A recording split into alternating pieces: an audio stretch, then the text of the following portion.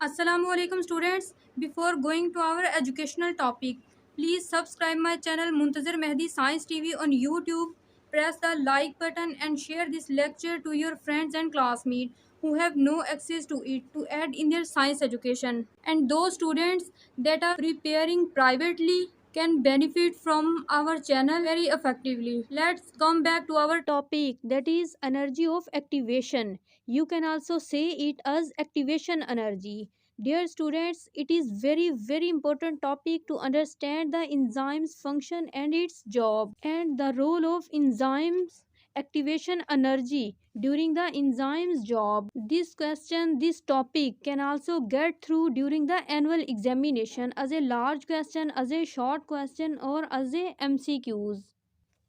So you must clear your concepts about it. Most of the students consider this topic a difficult, but it not so. If you watch this video thoroughly, then I will guarantee that you must able to write this topic in your own words during the annual examination. Students, in this tutorial video, we shall clear our concepts with respect to two aspects. First one is what is the activation energy. That is very important to understand to you. Second is how can enzymes speed up a chemical reaction. As during our previous lectures, we have learned that enzymes accelerate and speed up a chemical reaction. So in this video lecture, we shall understand its answer, that how can an enzyme increase the speed of a chemical reaction. So dear students, first of all, we shall see that what is activation energy. Dear students, activation energy is the minimum least possible amount of energy which is required to initiate to start a chemical reaction. That is the definition of activation energy. Now we understand it in bit detail. As during a chemical reaction, two things react with each other and form a third thing. Students, imagine if we want to prepare a cup of tea, then we shall mix a cup of milk and 1/4 teaspoon of tea. If we keep it for about 2 hours at least, then it will not convert into tea unless we shall provide it a certain amount of heat energy. Suppose we shall provide it 300 joule of energy to prepare a cup of tea, then we will obtain it. So now understand it, these two things, milk and tea, are our reactants, and this a cup of tea will represent our product. This is a general example of your understanding, because mostly reactions require heat energy for their happening, like tea. So during every reaction to happen, we mix two things and achieve a third thing, that will our product. As we have seen that this reaction will not happen on their own automatically, but to start this reaction we must provide it some input amount of energy. For example, seldom we see some persons to push a car, a motorcycle. Why? Because that not start, as due to some mechanical fault it can't start. But when some persons push it, apply some force to it, then it will begin to drive and will automatically drive after some little push, after some little applying of a force. So most of the reactions require a push, a little force to start. Likewise, reactions require some initial amount of the energy, some input amount of the energy, and this energy is similar to a push, a little force. If we push, then it will start. So to this energy, we will call it as activation energy, and different reactions have different amount of activation energy. Students, let's imagine this reaction required 300 joule of energy, and the unit of energy is joule or kilojoule or calories. So the minimum amount of energy that this reaction needs to start it is 300 joule. Students, if we give 200 joule of energy, then this reaction will not start. But if we give 250 joule of energy, then it will also not start. It must require at least ways 300 joule and above, then 300 joule of energy. Students, above energy is not issue, but lower amount of energy as compared to the required energy is a big problem, because reaction can't start at lower amount of energy as compared to the required energy. So when we provide 300 joule of energy, then this reaction will be started, and this 300 joule of energy will be the activation energy. But if a reaction has 600 joule of activation energy, so when you will give it, then the reaction will start. Students, such reactions that are occurring outside the living body will be established by providing heat, because in the outside of the body reactions, often when we heat some reactions, then they will establish by heating and will provide a product. Next is a general question, that are the chemical reactions happening in our body also? The answer is that yes, a large number of chemical reactions are occurring in different parts of our body all the time. Even when we are sleeping, then also chemical reactions happen. Out of these reactions, every reaction needs activation energy. Dear students, to our body reactions, we can't give direct heat, direct fire. So here comes the role of another thing, that is the enzyme. Students, as we have already studied that the enzymes can accelerate a chemical reaction, speed up and increase the rate of a chemical reaction. So here I want to ask you a question, that do our body reactions require the activation energy? The answer is that yes, our body reactions also possess activation energy. Students, next we see the mechanism of the rate of reaction by the enzyme. That is the second point.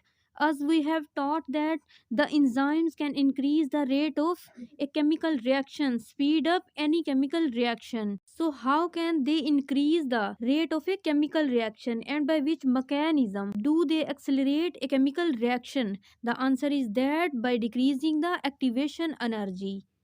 So when enzymes lower the activation energy of a chemical reaction, then they can accelerate the rate of a reaction. Here happens a question, how? Consider that this is our reaction that required 300 joule energy. When it will attain 300 joule of energy, then this reaction will proceed, and this proceeding process will happen in the absence of the enzyme. Students, this is the notable point, that this whole reaction will happen only in the absence of the enzyme. But in the presence of the enzyme, the activation energy will decrease, because enzymes are utilized only to decrease the activation energy. So we can say that this 300 joule of energy will be lowered in the presence of the enzyme and will become only to 30 joule of energy. Now you can see yourself that in the presence of the enzyme, the activation energy has decreased to the extent that without enzyme, the reaction can't start at that lowest amount of energy. But in the presence of the enzyme, it is possible. And in the presence of the enzyme, this reaction will start rapidly as compared to the absence of the enzyme, because in the absence of the enzyme the reaction will start late, but in its presence it initiates rapidly. Students, beforehand you were pushed off 300 joule, but now you have to push off 30 joule only. So our activation energy has become decreased from 300 joule to 30 joule only. So the reaction will start more rapidly and more easily. So here, what is the job of the enzyme? Dear students, here the job of the enzyme is, it has only to decrease the activation energy, lower the activation energy. So students, if the activation energy of a reaction is 600 joule, then enzymes will decrease it to the 60 joule or 50 joule only. In this way, the reaction will speed up. So till here we have understood that what is the activation energy and how we can decrease the activation energy of a chemical reaction. The answer is that by using enzymes, because when we use the enzymes during a chemical reaction, then activation energy is lowered and the reaction is speed up. Some students have this wrong concept in their minds that by increasing the activation energy, the speed of a chemical reaction increases. Not, this is not the true. The rate of a reaction increases only when the enzymes lower the activation energy. So by lowering the activation energy, the rate of a chemical reaction increases. That is a universal fact. So students, if you want to increase the rate of a reaction, then you must decrease the activation energy. Next, we see that how is the activation energy decreased and by which mechanism can the enzymes decrease the activation energy? That is sometimes asked by the short questions. Dear students, to understand the answer of this question, let's suppose a kidney patient goes to the hospital to operate and to take some important medicines from the fourth floor of the hospital so that his operation happen.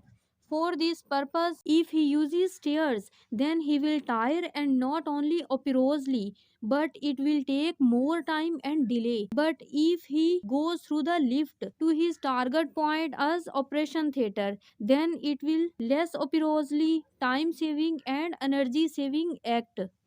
So students, here the movement of the patient through the stairs can be compared with a reaction in the absence of the enzyme that require more energy, more work and more time, similar to the reaction in the absence of the enzyme that needs more time, more delay, more work and more activation energy. On the other hand, the movement of the patient through the lift can be compared with the reaction in the presence of the enzyme that takes less time, consumes less activation energy and does less work, similar to the lift movement of the patient, during which his less time and less energy use. So, dear students, in this example, the movement of the kidney patient represents the reaction, whereas the stairs represents the reaction without any enzyme, and lift represents the reaction in the presence of the enzyme. As through the lift, the movement of the patient will happen rapidly in the same way. In the presence of the enzyme, the reaction will proceed also rapidly. Stairs represent the more energy barrier, whereas lift represents the less energy barrier, and the patient must cross that energy barrier either by stairs or by lift. Through the stairs, he will face more obstruction and consumes more energy, but by the lift, he will face the less obstruction and consumes less energy. Students, in the same way, the reaction takes more time, more energy and more energy barrier, like this big graph in the absence of the enzyme, whereas in the presence of the enzyme the reaction will happen more easily, take less time, require less energy and will face less energy barrier, like this shorter graph, which represents that in the presence of the enzyme the reactants will require less amount of the activation energy to be changed into the products, but in the absence of the enzyme reactants require more activation energy, as this big graph shows. As this big graph shows that more and more energy is needed to be changed the reactants into the products. Students, next we consider another condition, that if patient's work is happened at the second floor instead of fourth floor, then it will also be the time saving and energy saving act. Although fourth floor has more height, whereas second floor has lower height, so the happening of work at the second floor leads to the easier activity for the patient, and he will not tire also because the height has become lower for the patient. So now he has to do a little work by saving time and energy. So the work at the fourth floor represents the reaction in the absence of the enzyme that takes more time and more energy, and the work of the patient at the second floor represents the reaction in the presence of the enzyme that takes less time and less energy. So students, I hope now you are understood ably the effectiveness of the enzymes during a reaction with the help of the general examples. Students, next we conversation about the enzyme's exact mechanism by which a reaction can be speed up.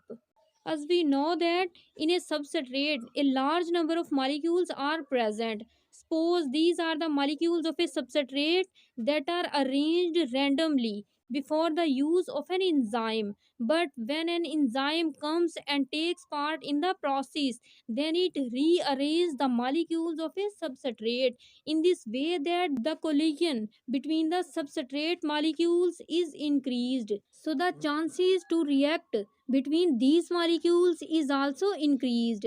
Dear students, it is very important to know you that the molecular collision is very helpful during a reaction.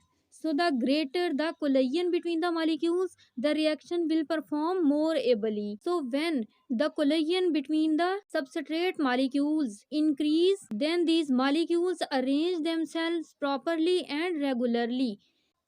Finally, the speed of a reaction increases. So, this is the exact mechanism. How can the enzymes speed up a chemical reaction? That is in this way that the presence of the enzyme rearrange the substrate molecules again that was already randomly and irregularly arranged, so that the molecular collision between the substrate molecules is increased and the activation energy is also decreased. Students, so we can say that the randomly placed molecules represent the higher activation energy and its bigger graph, whereas the proper and regularly arrangement of substrate molecules represent the lower activation energy and its shorter graph that you can see here. So students, it is our topic today that sometimes confuses most of the students. So prepare it ably, that will be very helpful for your exams preparation and will also assist you to clearing your concepts about activation energy of enzymes.